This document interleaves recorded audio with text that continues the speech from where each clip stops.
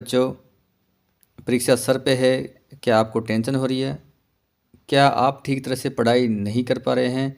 क्या आपका पढ़ाई में मन नहीं लग रहा है? क्या आप टाइम टेबल सेट नहीं कर पा रहे हैं? परीक्षा नज़दीक देख क्या आपका मन घबरा रहा है?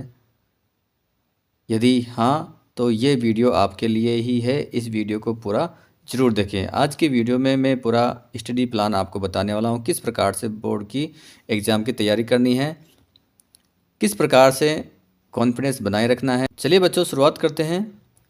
तो बोर्ड एग्ज़ाम अब ज़्यादा दूर नहीं है, बहुत ही जल्दी आपकी बोर्ड परीक्षा स्टार्ट होने वाली है। तो किस प्रकार से तैयारी करनी है देखते हैं। सबसे पहले तो समय का सही प्रबंधन आपको करना है। टाइम मैनेजमेंट बहुत ज़रूरी है। ये वो समय है जो आपके लिए अमूल्य है। इस समय आपको कोई भी टाइम वेस्ट नहीं करना है। ऐसी सभी चीज़ें जो आपका टाइम वेस्ट कर रही है उनसे आपको दूर रहना है। अच्छे दोस्त बनाएं, अपने पेरेंट्स के साथ समय बिताएं, अपने टीचर से बात करें। तो टाइम टेबल आपको बनाना है और ये ज़रूरी नहीं है कि हमेशा टाइम टेबल फॉलो हो। कभी टाइम टेबल फॉलो नहीं भी हो तो भी आपको चिंता नहीं करनी है, पर कोशिश ये करें कि सभी विषय को आप टाइम दे पाओ। अभी भी हमारे पास में काफ़ी समय वैसे हैं जो वीक पॉइंट है, उनको हम पढ़कर उनको दूर कर सकते हैं। जैसे जैसे एग्ज़ाम आती जाएगी हमारे पास टाइम ख़त्म होता जाएगा, फिर नई चीज़ पढ़ने के लिए हमारे पास समय नहीं होता है। ये वो समय है जहाँ पे हम नई चीज़ भी पढ़ सकते हैं, याद हो सकती है। और सबसे बड़ी बात विद्यार्थियों में आपसे कहना चाहता हूँ कि इस समय यदि आप ऑनलाइन क्लास ले रहे हैं, कोई भी ऑनलाइन क्लास आप इस समय ले रहे हैं, तो ना लें। इस समय वही चीज़ पढ़ें जो आपने पहले नोट्स बना रखे हैं। इस समय आप यदि पढ़ोगे ऑनलाइन तो आपका टाइम वेस्ट होगा, फिर आप नोट्स बनाओगे, फिर रिवीजन करने का आपके पास टाइम नहीं बचेगा। तो इस समय ये जो समय है ये ऑनलाइन पढ़ने का नहीं है। आप इस समय ऑफलाइन पढ़ें, जो नोट्स है उनको पढ़ें, जो पहले अच्छी तरह से चैप्टर लर्न कर रखे थे उनको और अच्छी तरह से पढ़ें। वीक पॉइंट्स पर आपको इस समय ध्यान देना है और सभी सब्जेक्ट को टाइम देना है। लगातार भी हमें नहीं पढ़ना है। लगभग 1 घंटे बाद में हमें 10 से 15 मिनट का ब्रेक लें, थोड़ा आराम करें।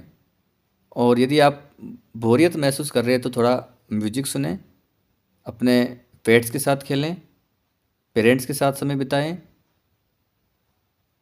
तो ये काम आपको करना है तो आप पढ़ाई से ज़्यादा बोर नहीं होंगे। दूसरा बिंदु है कि आपको सिलेबस समझना है। सिलेबस क्या है, कौन कौन से टॉपिक कितने कितने मार्क्स के हैं, और इसके लिए ब्लूप्रिंट सबसे अच्छा उपाय होता है। ब्लूप्रिंट मैंने सभी विषयों का बना रखा है जो आप देख सकते हैं। ब्लूप्रिंट के माध्यम से हम जान सकते हैं कि किस चैप्टर में से कितने नंबर के क्वेश्चन आते हैं, किस किस प्रकार के क्वेश्चन उसमें आते हैं। जैसे कि मान लो फर्स्ट चैप्टर में से बड़ा क्वेश्चन आता है या उसमें से छोटा क्वेश्चन आएगा, ये हम ब्लूप्रिंट के माध्यम से जान सकते हैं। तो ब्लूप्रिंट और सिलेबस को समझना ज़रूरी है। कुछ चैप्टर जो काफ़ी लेंथी होते हैं लेकिन कम मार्किंग के हैं तो उनको उस हिसाब से टाइम दें। जो ज़्यादा मार्क्स के चैप्टर हैं तो उनको अधिक टाइम आपको देना चाहिए।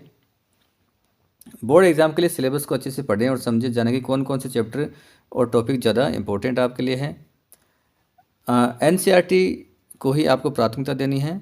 अधिकतर सवाल एनसीईआरटी से ही पूछे जाते हैं। आजकल एनसीईआरटी का सिलेबस भी वैसे है।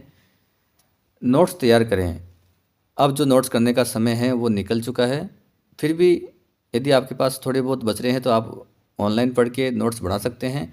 और खुद के नोट्स से सबसे इम्पोर्टेंट होते हैं। आप 2-3 किताब पढ़ें फिर नोट्स बनाएं तो वो सबसे अच्छा होता है। और नोट्स रिवीजन के लिए बहुत इम्पोर्टेंट होते हैं। नोट्स हमारे खुद के लिखे हुए ज़्यादा समझ में आते हैं। यदि हम दूसरों के नोट्स पढ़ेंगे तो वो कम समझ में आते हैं।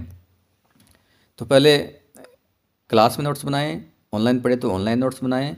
डायग्राम का यूज करें, फ्लो चार्ट, टेबल आदि का उपयोग करें, जिससे कॉन्सेप्ट आपके जल्दी समझ में आएगा। आपका जो स्टडी रूम है वहाँ पर भी आप कुछ इम्पोर्टेंट चीज़ें लिख कर रख सकते हैं। हमारे सामने दीवार पे उसको चिपका सकते हैं।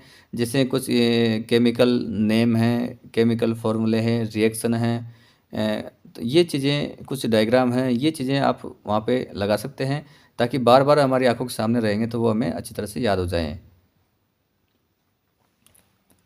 पिछले वर्षों के प्रश्न पत्र को हल करना है। जितने भी PYQ है उनको हल करें।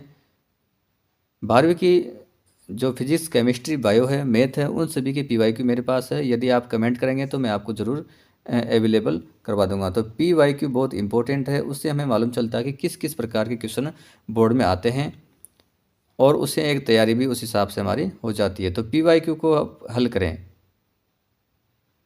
यदि किसी भी प्रकार की समस्या आ रही है तो अपने दोस्तों से पूछें, पेरेंट्स से पूछें, और सबसे ज़रूरी है कि आप अपने टीचर से ज़रूर पूछें। जब भी आपको लगता है कि हम पीछे रह रहे हैं तो हमारे टीचर से हमें बात करनी चाहिए। इम्पोर्टेंट टॉपिक पर हमें ध्यान देना है। कई चीज़ें ऐसी होती है जो बार बार एग्ज़ाम में पूछी जाती है और ये आपको मालूम चलेगा PYQ से। तो PYQ आप हल करें। तो कई टॉपिक बार बार उसमें रिपीट होते हैं तो उनको अधिक प्राथमिकता दें। और ये जो समय है विद्यार्थियों, ये है रिवीजन का समय। अब आपको रिवीजन करना ही है। जो बोर्ड का सिलेबस है वो दिसंबर से पहले हो जाता है, उसके बाद आप रिवीजन करें। जितना अधिक बार आप रिवीजन करेंगे उतना अधिक परसेंट अंक आप ला पाएंगे। दिसंबर तक हाफ ईयरली में हमें ऐसा लगता है कि हमने अब तक कुछ नहीं पढ़ा है। जैसे ही एक बार हम रिवीजन कर लेते हैं हमें 60-70% उसका लर्न हो जाता है। एक दो बार और लर्न करते हैं तो हमें 80-90% तक स्कोर हम आसानी से कर सकते हैं। तो रिवीजन बहुत ज़रूरी है। एग्ज़ाम से पहले 2-3 बार पूरे सिलेबस का रिवीजन करना सुनिश्चित करें। दिसंबर तक कोर्स पूरा हो जाता है। हाफ ईयरली में एक बार हल्का सा रिवीजन हो जाता है। उसके बाद शीतकालीन में रिवीजन करें जो अभी निकल चुका है। जनवरी में आप एक बार पढ़ लें, फरवरी में आप 2 बार रिवीजन कर लें और उसके बाद एग्ज़ाम में आप रिवीजन करें। तो बार बार रिवीजन करने से अच्छा याद होता है। सबसे इम्पोर्टेंट है विद्यार्थियों, इस समय आपको अपने हेल्थ का ध्यान रखना है। ज़्यादा भी नहीं तो कम भी नहीं सोना, आपको 6 से 8 घंटे कम से कम सोना ही सोना है। अच्छा आहार खाना है, जंक फूड से आप बचें। यदि इस समय एक बार आप बीमार हो गए तो आपके 5 से 7 दिन खराब हो सकते हैं। तो ये ध्यान रखें, ये समय हमारे लिए बहुत ही अमूल्य है, इसे वेस्ट न जाने दें और सेहत का पूरा ध्यान इस समय आपको रखना है। यदि विद्यार्थियों आपने मेरा चैनल सब्सक्राइब नहीं किया है तो इसे आप ज़रूर सब्सक्राइब करें, साथ ही बेल आइकन भी दबाएं ताकि ऐसे ही वीडियो आप तक तुरंत पहुंच सके। डर और तनाव से बचें। चाहे कोई सी भी एग्ज़ाम हो, आपको हमेशा पॉजिटिव रहना है। कभी भी नहीं डरना है कि एग्ज़ाम में क्या होगा। कुछ भी होगा उसको सोचकर पहले से ही डरना नहीं है। हमारे विद्यालय के कई बच्चे ऐसे जो डरते हैं, क्या पता हम अच्छा कर पाएँ या नहीं कर पाएँ। समय निकलता जा रहा है, हमने कुछ भी नहीं पढ़ा है, एग्ज़ाम में अच्छे नंबर नहीं आए तो क्या होगा। ये सब भविष्य की बातें हैं, इनको अभी से अपने ऊपर हावी ना होने दें। इस समय का उपयोग हमें अच्छे से करना है। यदि जितना हम इस समय सोचेंगे कि भविष्य में क्या होगा, रिजल्ट ख़राब होगा, नंबर कम आए, इससे हमारा ज़्यादा टाइम वेस्ट होगा। इन चीज़ों को बिल्कुल दिमाग से निकाल दें। जो होगा वो देखा जाएगा। इस समय हमें पढ़ना है। चाहे पहले हमने कुछ भी नहीं पढ़ा, लेकिन अब हमें पढ़ना है, लगातार पढ़ना है जब तक एग्ज़ाम ना हो जाए। रिजल्ट क्या होता है, नंबर कैसे आते हैं, वो सब बात की बातें हैं। यदि किसी भी टॉपिक में आपको परेशानी भी आ रही है तो दोस्तों से, शिक्षकों से आप मदद ले सकते हैं, पेरेंट्स से आप पूछ सकते हैं। स्मार्ट स्टडी आपको करनी है। की पॉइंट बनाएं, फॉर्मूले याद रखने के लिए ट्रिक्स का उपयोग करें। कुछ चीज़ ऐसी होती है जो ट्रिक्स के माध्यम से जल्दी याद होती है, अच्छे से याद होती है। एग्ज़ाम की स्ट्रेटजी आपको बनानी है।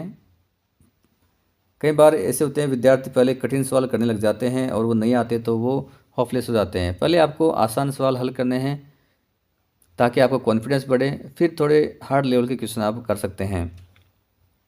टाइम को इक्वली डिवाइड करें सभी सब्जेक्ट में।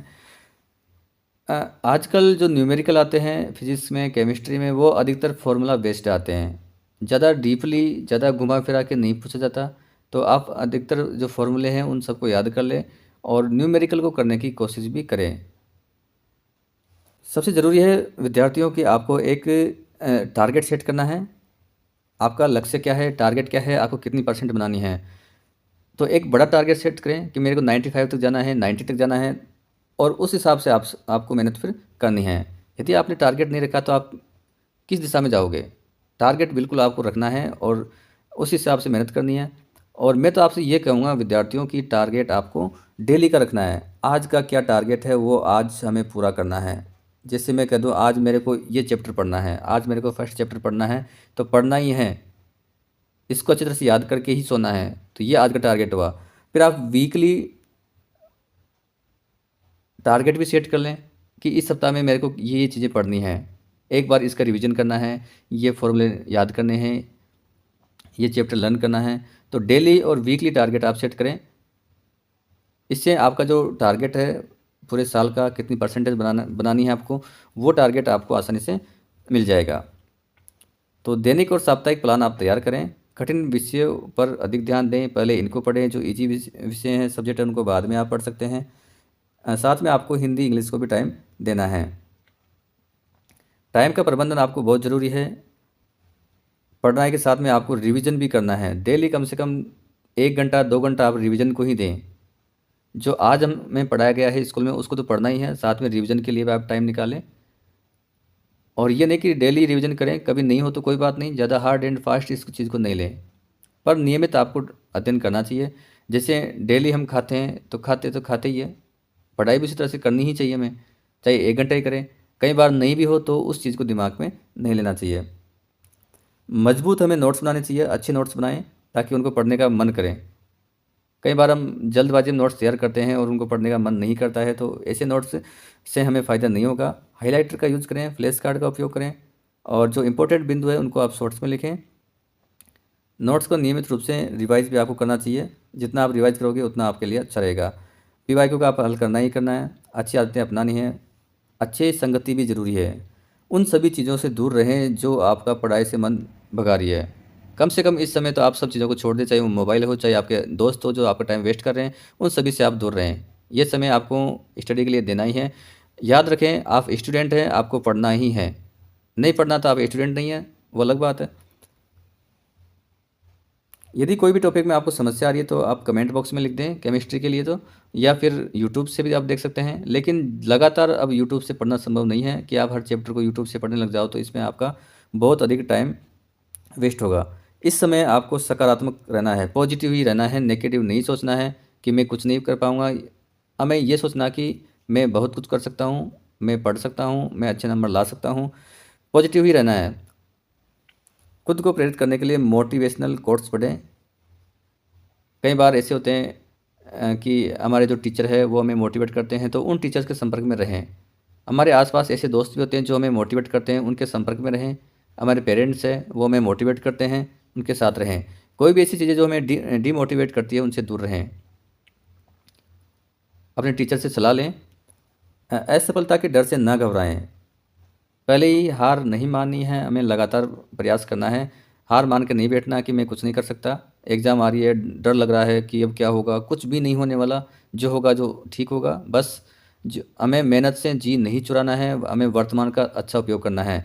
याद रखिए, यदि हमें हमारा फ्यूचर अच्छा बनाना है तो हमें वर्तमान का अच्छा यूज़ करना होगा। यदि हमने वर्तमान का अच्छा यूज़ कर लिया तो निश्चित ही हमारा फ्यूचर ब्राइट होगा। और यदि इस समय हमने ज़्यादा मौज मस्ती की तो फ्यूचर हमारा उतना अच्छा नहीं होगा, ख़राब भी हो सकता है। तो अपने पेरेंट्स के साथ में भी हमें रहना है, उनके सपोर्ट की भी आवश्यकता पड़ती है, तो उनसे भी बात करें। मोबाइल फ़ोन से हमें दूरी बना के रखनी है। कभी आवश्यक हो तो आप थोड़ा बहुत देख भी सकते हैं, लेकिन ये नहीं कि अधिकतर टाइम आप वेस्ट कर रहे हैं। तो इस समय मोबाइल में टाइम वेस्ट नहीं होना चाहिए आपका। धन्यवाद विद्यार्थियों, आज की वीडियो में बस इतना ही।